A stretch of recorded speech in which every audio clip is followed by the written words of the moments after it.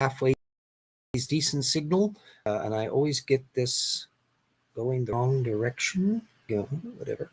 Boop, boop, boop, boop, boop. To our wonderful patrons who help make this thing keep on going week after week, month after month. As long as I can keep at it, I will keep at it. This is his day. It's the last of the Replacing Darwin episodes. You thought it was never going to happen to you. It was going on forever and ever and ever. But I finally reached the last of his sources, and we can therefore zip that up as the final treatment. We ended up with 330 citations, source used, which was just a wee bit over 1.1 per page, which is not exactly blindingly spectacular. Morning, Barbara. Of which about half of them were technical papers, which is about par for the course for a creationist book. He was misrepresenting most of those. It also had a relatively high amount of creationist stuff cited, tucked away in the notes. The final number was 84, which amounted to about a quarter of his citations. What we're going to be doing starting next week will be dealing with his 2021 book, Traced, which has actually a bibliography in it this time, and a smaller one, so there's only a few hundred sources there, and a huge chunk of them are general works because he's trying to make an argument about recent human beings and burrowing around in ethnography and history and all the rest. So it looks like a very different data set than the one he was using in here. It doesn't seem to be many crossover points. Although I did notice that one of the rather significant papers that he has been criticized for not paying attention to, this Fu paper, amazingly isn't in his bibliography. So the other question would be, how many of the new Traced book will be discussed, had been discussed in the previous book here. I'll bring that out as I go through page by page to allocate and determine where all of that is. And also whether or not he slips up occasionally and maybe makes reference to something in the notes that don't actually connect up to any of the references that he neglects to put that in. That can happen. Human beings make mistakes. I've already spotted a few things because I've constructed the reference bibliography. A couple things where he forgets to put the date, and a couple odd little misspellings here and there that are the natural little errors that human beings can do.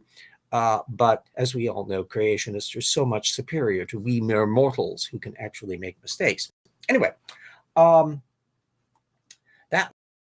puppy will be occupying our time next week, but we are now finishing on this one. So Jeanson was still banging on about the recent origin of things. And one of the last big examples he offered, although no actually new sources were being presented on it, had to do with zebras.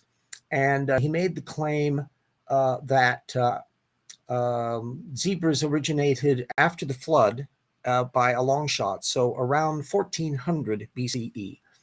Quote, "We know from historical records that the ancient Romans were aware of the existence of zebras," unquote. True enough, but they're quite a bit farther down the road. Is there any indication that zebras predated the Romans and predated 1400 BCE and predated the creation of the world in 4000 BC? Yeah. The zebra lineage is distinctive enough, tooth structures and stuff are distinctive enough that they have their own little fossil record. And, oh, hello, Ian, from the other side of the pancake. It's taco-shaped. I keep on telling you, kids, taco-shaped. Oh, I've been trying to deal with the linguinians and the pastafarians and the squiggly things, and now the pancakes. Or can't we be a little more energetic and have a waffle-shaped Earth, with little crinkly ridges? Those could be the mountain ranges. Yeah, well, let's go with it. Anyway, I'll be putting a post for a 2019 paper, which was cited in 2017, but it gives you an idea of where actual science was going. Yes, pancakes are just a flat taco. Although, unless you're planning on doing them in an unusual crepe sort of way. I wouldn't recommend trying to substitute pancakes for taco shells when making tacos in the same way that you want to add dogs in your hot dog. Never, don't confuse the two. Always. Anyway, the zebra lineage goes back at least 500,000 years. And there's enough information in the genetics and the like that that Berner paper suggests they go back even farther back without the fossil record to probably connect up some lineage that's the Americas when horses were originating in that group. You'll be able to enjoy reading the wonderful paper. Finally relented and agreed to do a round 2 with Kent Hovin. But he doesn't have a channel anymore. His videos canceled. This who's going to we'll find out about all that. Have fun on that. That should be amusing. Next show will be the one right before I see Mr. Gill.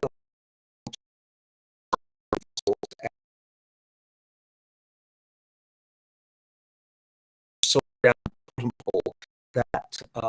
Joel Duff didn't know who he was.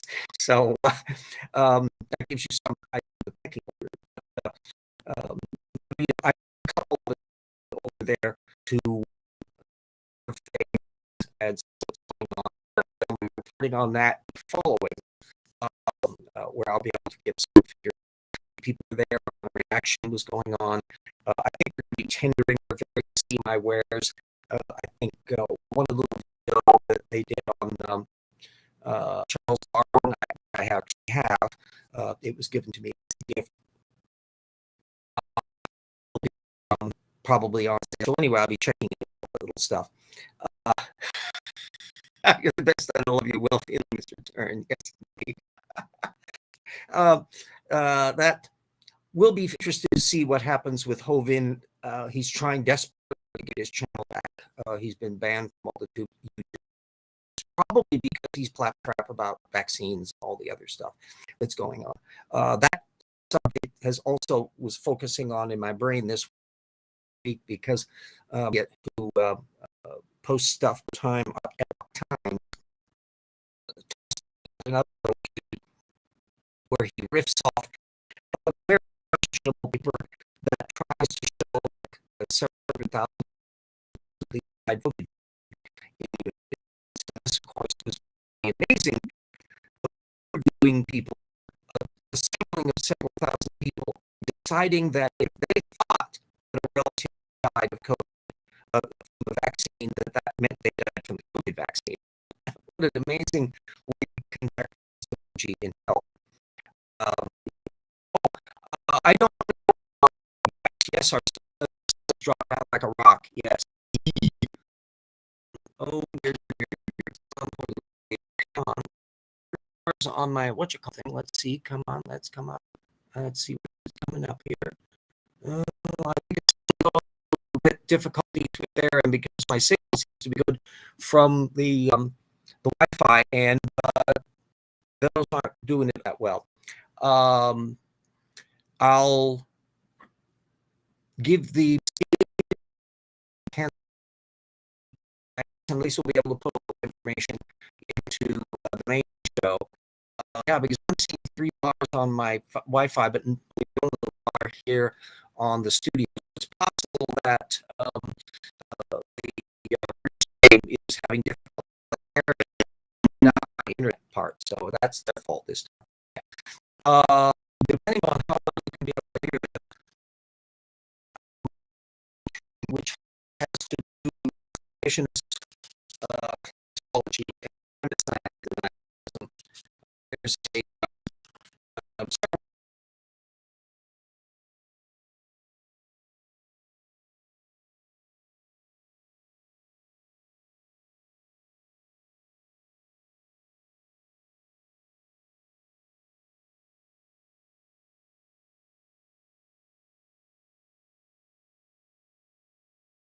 oh, okay. So far, we'll cross fingers. Oh no, it's a little portable little unit. This is my little router gizmo here. that it doesn't really have systems that are designed for that. Part two involves creationist climate science denialism.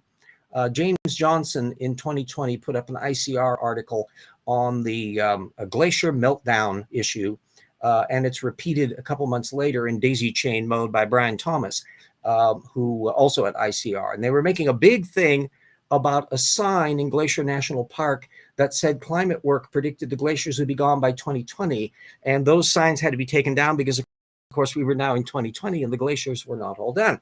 And Jeanson declared the park, quote, still has magnificent glaciers shrinking while others are growing, unquote. Neither Jeanson or Thomas offered actual sources, and one can understand why. So I'll be putting up a link to a 2017 work by Thompson, and another one from 2020, a posting from CNN, which was covering some of the stuff, and the Park Service themselves. And they were reporting on the dramatic loss of glaciers there with various technical analyses noted. You'll be able to check up on that if you want to follow up on that. Anyway, of the 150 glaciers that existed there in the 19th century, only 26 are left, and none of them are growing. So the creationist claim that some were growing is wrong, and some have diminished by 85%. So the sign that they're all gone by 2020 should have been replaced by they're almost gone, which is still a serious issue. So this was an example of our cute little creationists doing a data selection from popular sources, which they didn't report in any detail on, and not going into much detail. Climate issues are going to be a big subject of the Conspiracy Methods book that Jackson and I will be doing after we finish volume 2 of The Rocks Were There. I think that's the next one on the queue. So I've been keeping track of that. When the signal started to drop, I was also pointing out that I've been keeping track of the various vaccine nutballery that goes on with Merkel at Epoch Times. And so all of this stuff will be part of the measuring stick of how bad methods apply to actual social issues. And what is the chart of how stupid is the idea versus how dangerous is the idea? And in that respect, your flat earthers are the stupidest on the top, but they have very little influence. But the methodology appears much more rigorous. They've got people with PhDs and doctorates and all that, doctors, medical doctors and the like in the anti-vaxxer bunch. And so they appear at a much solider level than you find at the flat earth level. But they're much more dangerous because for that reason, they're taken to be much more convincing. And the advantage of source methods, of course, is that when you look up stuff, you can find out whether or not they're fairly misrepresenting the source material. And spoiler alert, they screw it up a lot. And you can determine all of this. Fortunately, so much of the technical literature in this area, in the vaccine COVID issue, almost all of it, regardless of its venue on the publication of it in any of the standard journals, Lancet and Proceedings of the National Academy of Sciences, whatever, it's been pretty much open access freebie from the get-go. And so you can easily acquire the original PDFs of the thing and follow up on the stuff. So that's going to be a fun little section. I've got a big stack of material already, not all of which is in the reference bibliography, but I've definitely, it's in reserve to go into great detail on the just hilarious misrepresentation of source material and, surprise, surprise, a tremendous reliance on secondary source coverage of things. When you get down to the big COVID denialists, and there's only about 10 who are the core fact claimants in there, just like in creationism, where you have a relatively small data field of the fact claimants who are then copied umpteen places all over the place. You can see again and again and again how they're cherry picking material and how they're leaving out anything to the contrary. I would contend that the indexing of tracking down where methodologically they're going awry has to do more with what they leave out, and largely because they rely on people who leave it out for them, than over technical mistakes. Although you do get the overt technical mistake of where the people will cite the particular paper and it actually says the opposite of what they claim it does. That typically comes about when people are relying on a secondary coverage of it. A perfect example from another area that I think I've alluded to on one of the previous episodes, and various people, critics, have just had their jaw dropped over it, when Matt Powell, the nutball creationist, was arguing that regular scientists were claiming that dinosaurs farted themselves to extinction. And this turned out to be based on Matt Powell taking the headline of a Fox News report too literally. And even the poor little Fox News report couldn't be held at fault because it had correctly reported what they were actually talking about. And if you ended up reading the actual paper, heaven forfend, all it was the idea of whether or not, because dinosaurs were often so large and presumably had gut microbia and probably produced methane in the same way that cows and other big ruminants do in the mammals, that they were wondering whether or not the amount of methane production from the whole dinosaur ecosystem might have contributed a little bit to the global warming of the period, because methane is a greenhouse gas. The article had never claimed that dinosaurs went extinct because of this process. Technically speaking, the Fox News report hadn't actually claimed that either, but the title got hyped up in that. And because Matt Powell is an idiot, he had difficulty understanding all of this. So there we go on the source methods brigade all the way around. Part of the thing that I've been doing in relation to the Jeanson material with the old book, and I don't think it'll be contributed much in Traced because it's so obsessive about the idea that humans have come about in a quite recent thing. So it's going to be delving much more into a lot of the historical ethnography material, and to see how detailed or accurate or relevant his relatively small blob of science material is. The older Jeanson book is highly relevant, though, to put benchmarks down for the analysis of the arc encounter kinds, which I've now got a finished analysis going, and I'm now compiling some independently. It seems to be an ongoing thing with Matt. Yes, Matt has Matt operates at the standing for truth bottom bargain level of the average grassroots creationist, secondary citation addicts par excellence, who don't even bother with the source citations. They simply repeat little teeny tropes and scavenge things that they've glommed onto in the course of things. And they never really do much follow-up, and they typically bounce from one weird little topic to another, like a little pinball game. They're operating at a level far below that of your techno-geek style Dwayne Gish brand of footnote arguers that you find at the ICR, CMI, and AIG publication level. And they're trying to be scholarly, and some of them I think are quite rigorous in how scholarly they want to be. And that's why you occasionally have these interesting little arguments going on, like Robert Carter, who basically dumped on Traced. And he said, no, you're putting stuff in here that won't wash genetically. And I'm not sure that Jeanson is going to be terribly thrilled to see how that one's going to be working out. And then, of course, Ken Ham, as Joel Duff has been pointing out, and will be kind of alluding to this as well in the new book, is how Ken Ham has gone ballistic in trying to weed out evolutionary creationists, by which he means any creationist who allows too much evolution stuff. And poor Ham is too clueless to realize that the Todd Woods and the Kavanaughs and the Kurt Wises and all the rest are forced into that level of compromise because they're trying to figure out what the kinds are. And there's no way that you can delve into the details of the fossils and the genetics and biogeography and deal with things without starting to deal with blurring lines and problematic elements. We've already spotted some things. Erica, of course, pointed out that at least two listings on the arc encounter kinds are showing the same thing twice. They apparently glitched up and repeated themselves.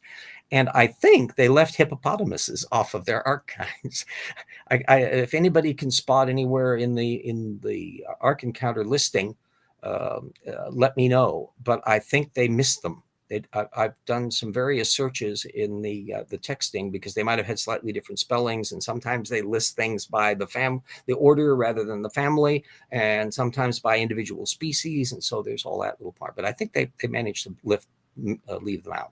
Anyway, I've been going through to compile at least a master listing for the mammal section, and there's also a new creationist paper that kind of dives into a lot of the extinct family groups and tries to figure out what the hell's going on in there. So you can see that amongst the newer echelon of upper level creationists, there's dark clouds looming on the horizon as they actually seriously try to deal with a lot of these fossil taxa. I'm not sure whether I'll probably have a fairly good detailing on the synapsids in that group, which even they call non-mammalian synapsids. I love that.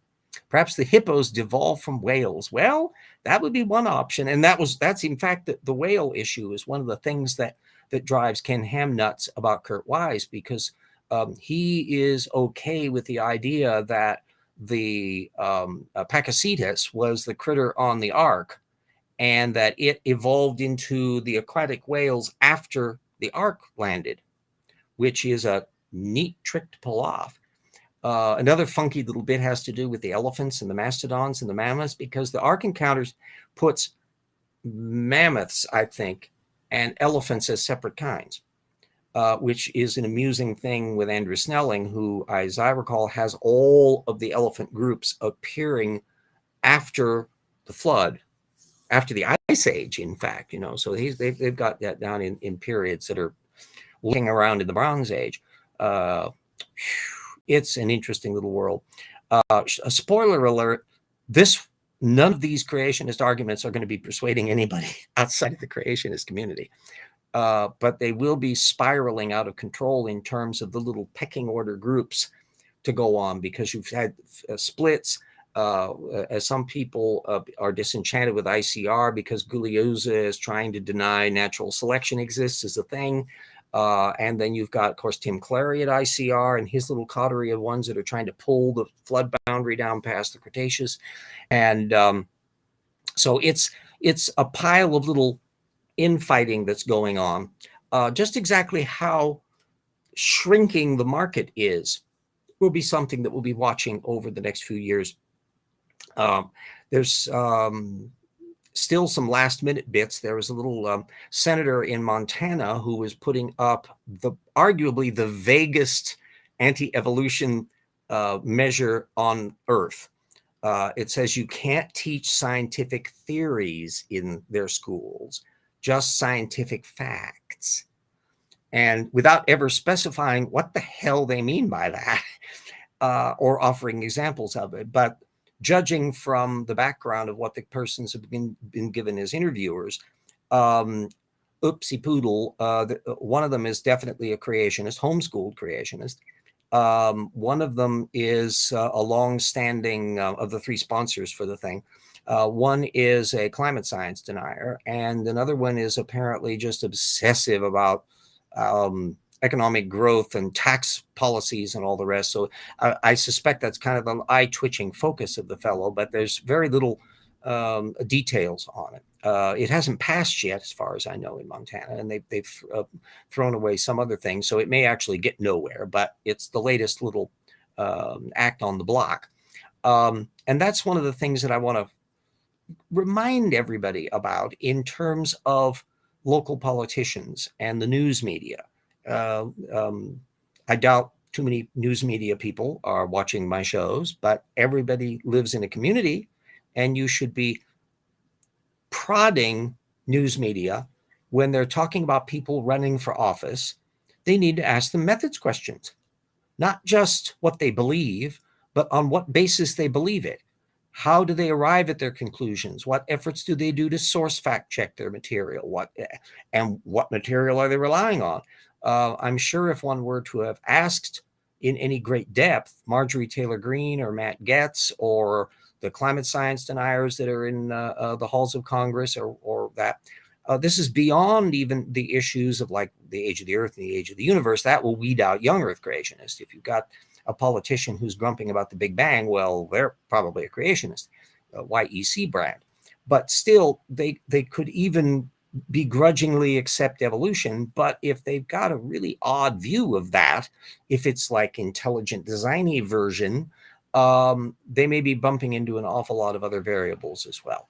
And this can occur with left wingers as well. But just historically, that I can see that the sheer level of jaw-dropping stupidity amongst politicians has been far more frequently shown amongst conservatives than liberals.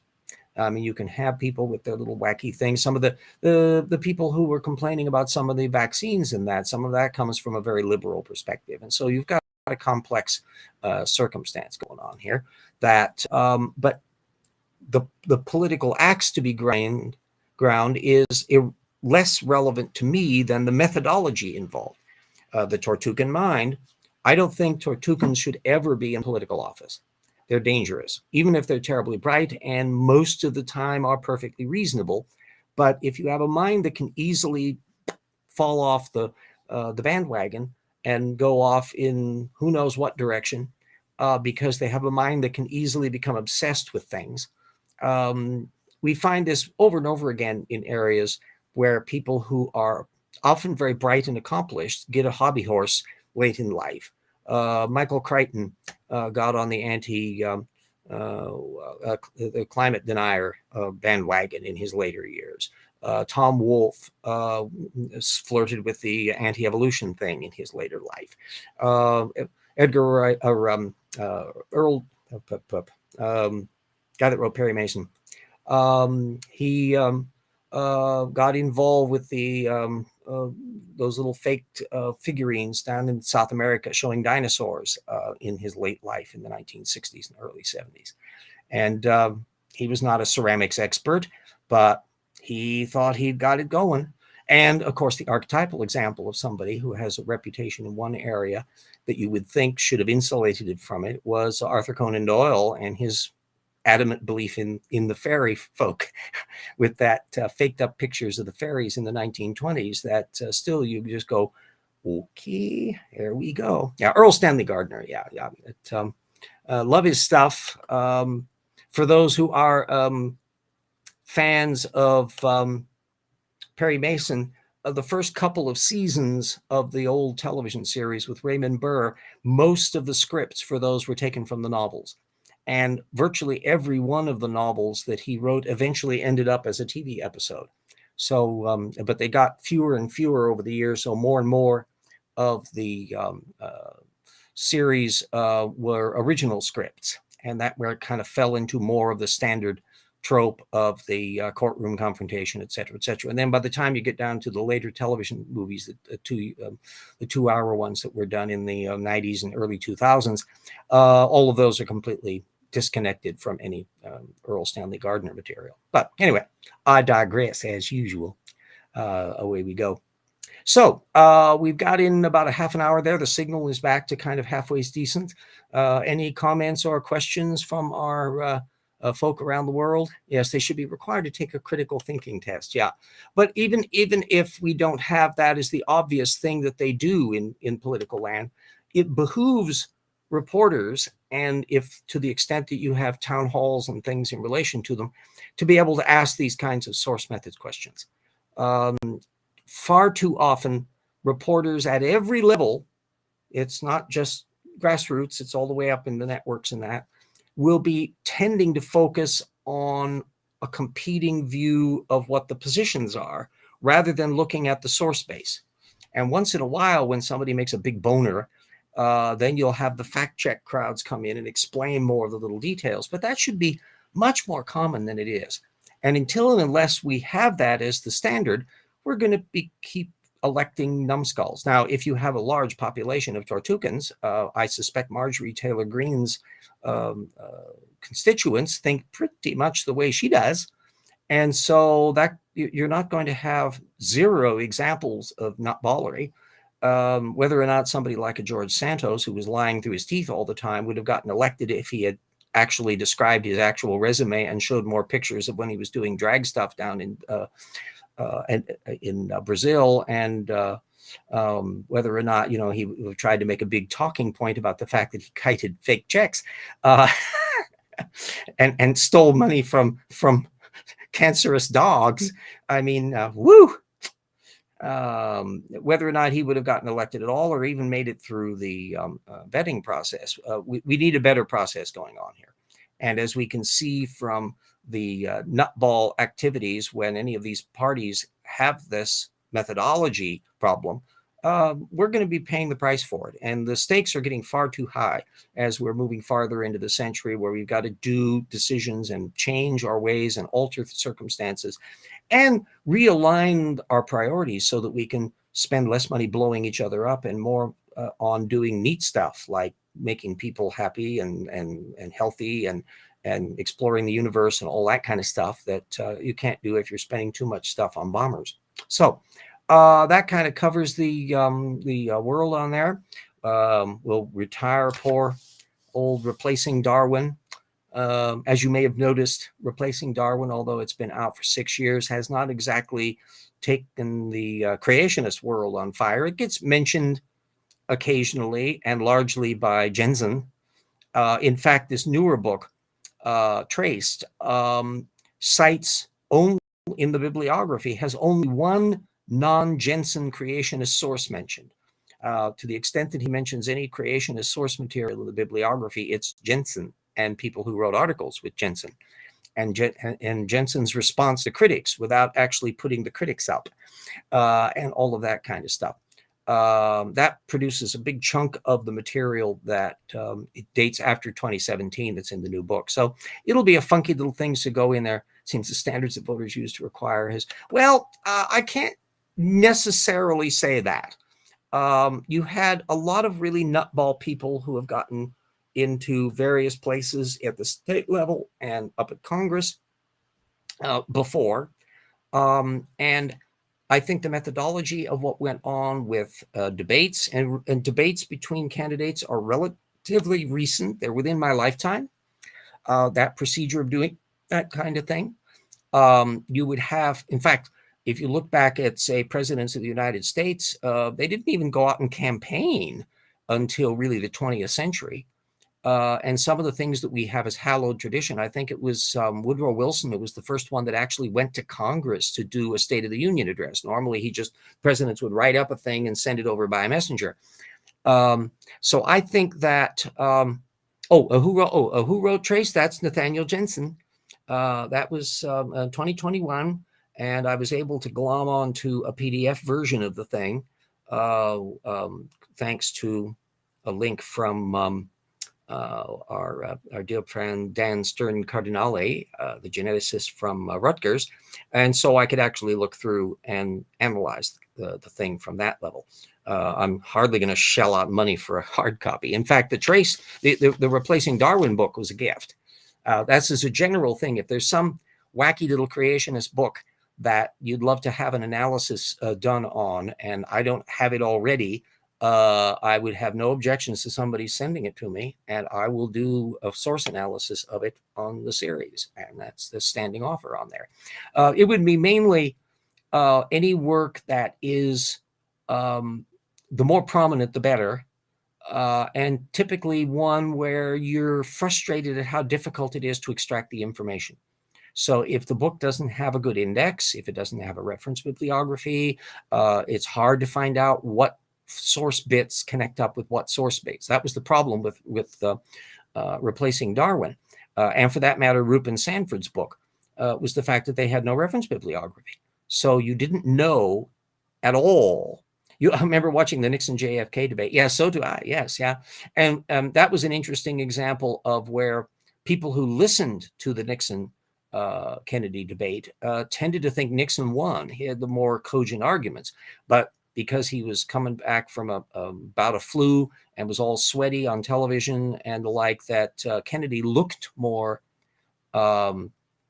well-mannered than Nixon did. Although, ironically, the one who was actually in terrible health was Kennedy. He concealed so many of his diseases, and he was hopped up on drugs half of the time during the campaign and during his presidency, to where a lot of his incapacitations that we now know about are practically at the level of Woodrow Wilson after his stroke. It's a complex peculiarity of things, and that kind of hiding of people's infirmities that went on with that. And of course, FDR with being a polio victim, there was like a conspiracy, even among right-wing magazines and newspapers, not to ever actually show him being hauled around, typically, even though everyone was kind of a little private secret. That sort of thing would never flush today. We're far too much into gotcha moments and 24/7 news coverage and all the rest. So we just got to live with that fact that if somebody farts sideways, it's going to come out eventually, and you might as well just make the use of it. So anyway, so most of the quotes of him are from himself. Yeah. Oh yeah. Jeanson really has to do that kind of thing. I'll be intrigued to find out how much he actually does authority quoting. Jeanson in the older book didn't do much of that. Rupp and Sanford, a huge chunk of their argument was authority quoting snippets from technical literature, whereas Jeanson in Replacing Darwin does that only just like once or twice. It's very, very trivial. And instead, he's trying to be all techno-geeky in making bold statements, as we've been going through week after week, with little footnotes sprinkled through that you then would look in the references to find out what the things are about. And only if you looked at the paper would you discover that he's cherry picking and misrepresenting the content of the thing and stepping around information that directly contradicts his model. And what can we do? Well, we have to point that out. So the idea that source method in relation to direct sourcing and honest sourcing is a necessary but not sufficient condition for rigorous reasoning. You can still do remarkable levels of misrepresentation even with an awful lot of technical citations. And then that goes back to the point, you'll be doing it by leaving out the parts that aren't fitting your model. And if you have that parasitical addiction, the person listening to it or reading it won't know that they've been tailored and pushed in a particular direction if they don't read outside the box and find out what might have been left out. That's why it's always nice to become as well versed as you can be on whatever topic you're going to be dealing with, so that when somebody tries to pull these little games, you know enough about it to not only see that they're pulling a fast one, but maybe even completely familiar with what they're pulling the fast one on. That only comes from experience and hard work in trying to track down the material. And you should always kind of focus on a thing that you love to research anyway. I kind of slid into this in part because of my love of dinosaurs, that nobody has to push me to study and be interested in dinosaurs. So when creationists come along, hornswoggled, yes, hornswoggled and gobsmacked. There's all sorts of little wonderful words that we need to make use of again. Jeanson, I think, is fast turning into a self-referential echo chamber. To some extent, Sanford was doing the same kind of thing, and for that matter, Tompkins. If you look at arguments that are being made, well, and even beyond, I notice there's only about 2 primary characters at ICR who are pushing the Ice Age model, and that's Vardaman and Jake Hebert. And they keep on announcing how fabulous their model is. So far, apparently, it has not persuaded anybody who does climatology that it's all that great. But what's interesting about it, if you look at the vast majority of the sources that they offer are the same ones, and they're really old. 1970s, 1980s, 1990s, and they just keep repeating. So what they've taken is a data set that's decades out of date, and then they've constructed a model where they can warp that around in much the same way that Jeanson has taken the genetic phylogeny data and simply gone and push it down so that everything happens after the flood. But that leads him, as I've already heard about from Dan's comments and others who have spotted the fact that in traced, he puts some human locations and haplotypes so recent that they are completely contradicted by the available data. Because one of the problems with anybody trying to do this kind of shtick is that our data field of actual genetic data is getting bigger and bigger and bigger and farther back. So we've got actually an awful lot of genetic material from human beings going back 10, 20, 30,000 years.